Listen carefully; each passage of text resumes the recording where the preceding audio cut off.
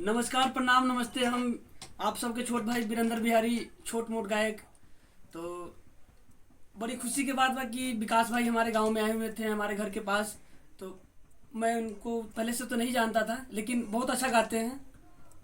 तो उनका सॉन्ग बहुत अच्छा लगा मुझे, और विकास भी अच्छा गाते हैं। मुझे पता नहीं था, देखिए पता क्या, ये संगीत का भंडार बहुत बड़ा है। मुझे पता नहीं था कि मेरा भाई ही इतना अच्छा गाता है। तो मेरा भाई है विकास भाई, आप यूट्यूब पे जाके सुनिए, मुझे बहुत अच्छा लगा है सॉन्ग। तो आप, मुझे अच्छा लगा, मैं गा के दो मुखड़ा आपको सुना रहा हूँ थोड़ा सा हारमोनियम पे।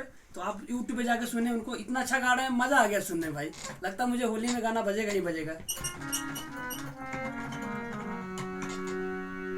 मुझे उतना तो अभी नहीं सुना हूँ सही से, लेकिन अच्छा लगा है।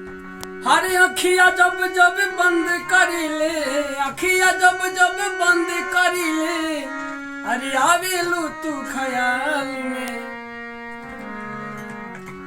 अखिया जब जब बंद करी ले, अलौके लू ख्याल में, लगा के रंगवा गल में, आ चल दिहलू ससुराल में, लगा के रंगवा गल में, आ चल दिहलू ससुराल में, लगा के रंगवा गल में।